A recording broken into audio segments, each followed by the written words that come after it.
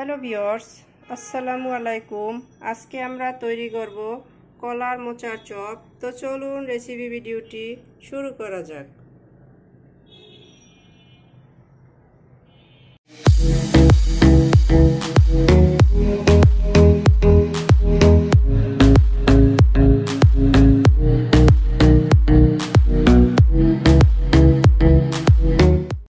শুরুতেই এখানে আমি একটা কলা মোচা নিয়ে নিয়েছি। এটাকে আমি এখন খোসা ছাড়িয়ে কেটে নিব।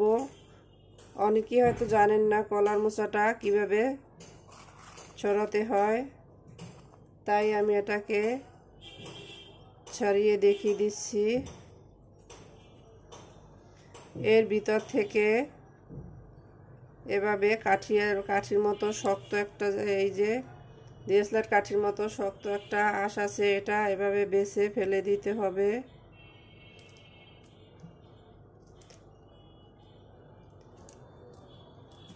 এভাবে বেছে নিতে হয়, তো একটু সময় বেশি লাগে, তারপর এগুলো বেছে নিতে হবে। আমি আরও একটা উপায় এগুলো বের করা যায়, বেছে নেওয়া যায়, সেটাও দেখিয়ে দিচ্ছি। মুঠি করে ধরে বটির সাহায্যে এভাবে হালকা হাতে প্রেস করলে খুব সহজে এগুলো বের করে নেওয়া যায়। দেখতেই পাচ্ছেন একসাথে 2-3টা করে বের করা যায়।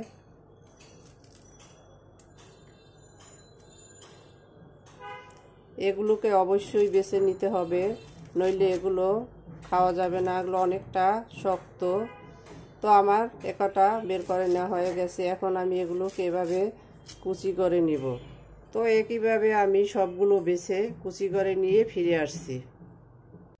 আমাদের সবগুলো কলার মোচা ছাড়িয়ে কুচি করে নেওয়া হয়ে গেছে। দেখতেই পাচ্ছেন এগুলো কুচি করে সাথে সাথে পানির ভিতর দিয়ে দিতে হবে। এর থেকে অনেকগুলো কষ বের হয়, দেখতেই পাচ্ছেন পানিটা কালো হয়ে গেছে। আমি এগুলোকে এখন 30 থেকে 40 মিনিটের মতো এভাবে পানিতে ভিজিয়ে রাখবো এবং ভালোভাবে কষলে ধুয়ে নিব।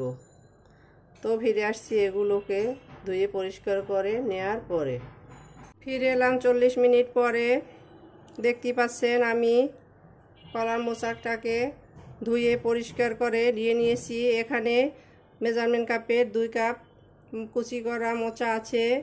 এখন আমি এটাকে একটা বলের ভিতরে ঢেলে নিব। আমি এগুলোকে একটা বলের ভিতরে ঢেলে নিয়েছি। এখন এক এক করে সব মশলাগুলো অ্যাড করব। শুরুতে এখানে দিয়ে দিচ্ছি 1 পিস ডিম। ডিমটাকে আমি আগে থেকেই ভেঙে নিয়েছি। আদা রসুনের পেস্ট 1 টিস্পুন,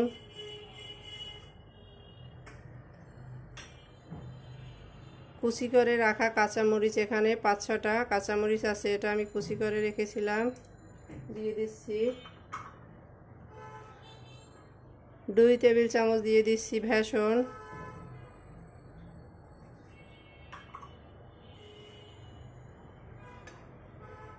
এখানে আছে 1 টিস্পুন হলুদের গুঁড়া, 1 টিস্পুন ধনিয়ার গুঁড়া, এগুলোকেও দিয়ে দিলাম। কিছু ধনিয়া পাতা কুচি করে রেখেছি, এটাও দিয়ে দিলাম।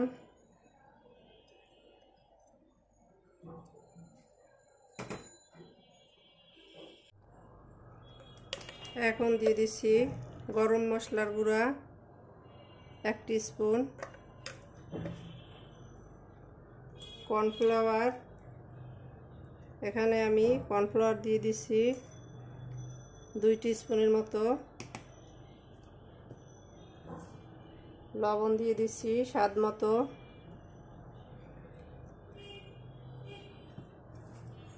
পেঁয়াজ দিয়ে দিচ্ছি, এখানে প্রায় 1 কাপের মতো পেঁয়াজ আমি দিয়ে দিচ্ছি।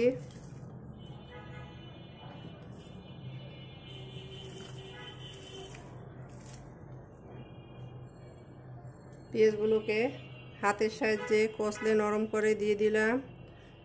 দিয়ে দিচ্ছি স্বাদে ম্যাজিক, এই ম্যাজিক মশলা, এটা স্বাদটাকে কয়েক গুণ বাড়িয়ে দিবে। হাতের কাছে থাকলে এটা অবশ্যই দিবেন, চাট মশলা থাকলে সেটাও দিতে পারেন। আমি ম্যাজিক মশলা দিয়ে দিলাম।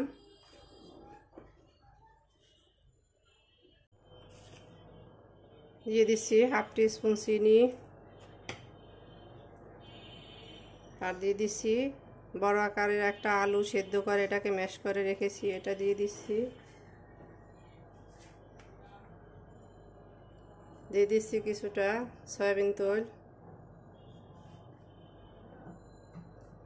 এখন আমি সবগুলো উপকরণ একত্রে মেখে নিব।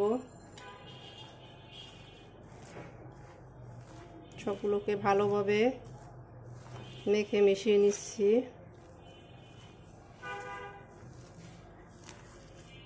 সবগুলো উপকরণ একত্রে মিক্স করে নিয়েছি।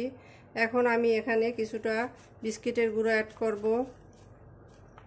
এটা মাখার সময় যদি মনে হয় যে এটা কিছুটা নরম, শেপ দিতে সমস্যা হয়, তাহলে বিস্কুটের গুঁড়া অ্যাড করবেন। আর যদি শক্ত হয়ে যায় তাহলে আর একটা ডিম প্রয়োজন মতো অল্প অল্প দিয়ে অ্যাড করে নেবেন।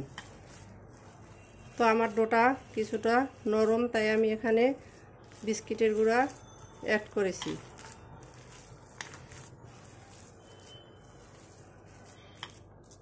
তো আমাদের ডোটা তৈরি হয়ে গেছে। এখন আমি এটাকে 10 মিনিটের জন্য রেস্টে রেখে দেব। তো ফিরে আসছি 10 মিনিট পরে। ফিরে এলাম 10 মিনিট পরে, ঢাকনাটা তুলে নিচ্ছি। এখন আমি হাতে সামান্য তেল মেখে নিব।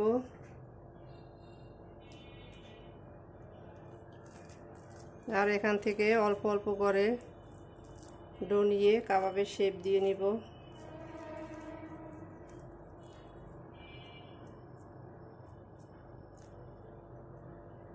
এটা আপনারা আপনাদের রুচি মতো দিয়ে নেবেন, ছোট বড় মাঝারি চৌকা, যার যেমন খুশি। তো আমি সবগুলোকে এভাবে তৈরি করে ফিরে আসছি। আমি কয়েকটা এভাবে শেপ দিয়ে নিয়েছি, বাকিগুলো এক ব্যাচ বসিয়ে দিয়ে শেপ দিয়ে নেব। তো চলুন এখন কিচেনে যাওয়া যাক। কিচেনে এসে চুলায় একটা প্যান বসিয়ে এতে পর্যাপ্ত পরিমাণের তেল দিয়ে দিয়েছি। তেলটা গরম হয়ে আসছে। এখন এক এক করে এর ভিতরে কাবাবগুলো দিয়ে দিব।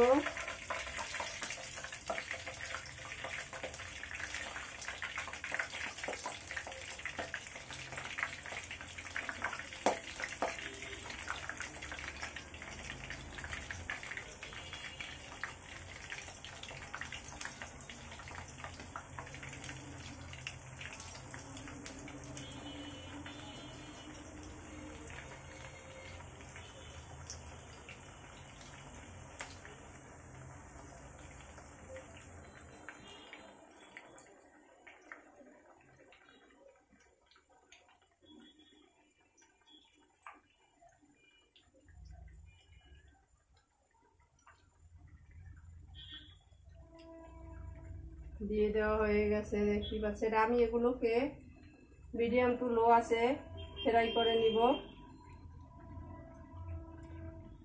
হাই হিটে ভাজলে এগুলো উপর থেকে কালো হয়ে যাবে, ভিতরটা কাঁচা থেকে যাবে। তো এটা কিছুটা শক্ত হওয়ার পরে উল্টে দিব। কাবাবগুলো এক পাশ হালকা গোল্ডেন ব্রাউন হয়েছে, এখন আমি এগুলোকে উল্টে দিচ্ছি।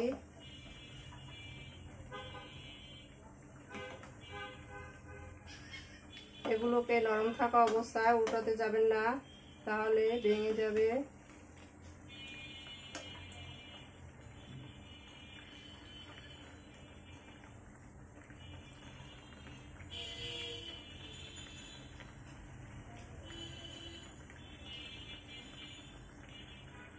একইভাবে অন্য পাশটাও গোল্ডেন হওয়ার পরে উল্টে পাল্টে দিব। অন্য পাশটাও হালকা গোল্ডেন হয়েছে, দেখতে পাচ্ছেন। এগুলোকে এখন উল্টে পাল্টে দিচ্ছি।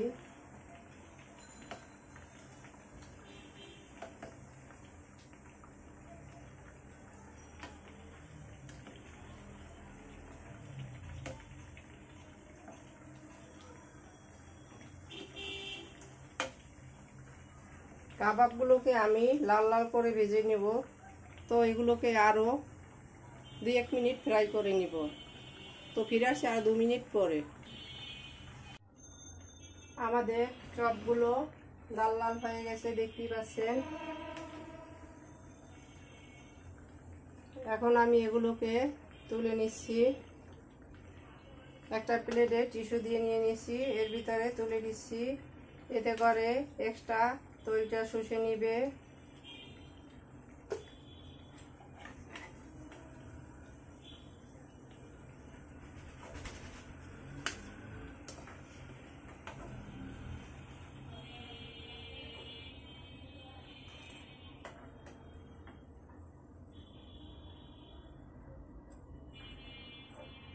সবগুলো কাবাব আমি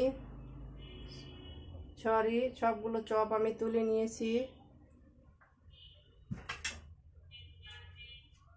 একইভাবে অন্যগুলো ফ্রাই করে নিব। এগুলো দিয়ে দিচ্ছি।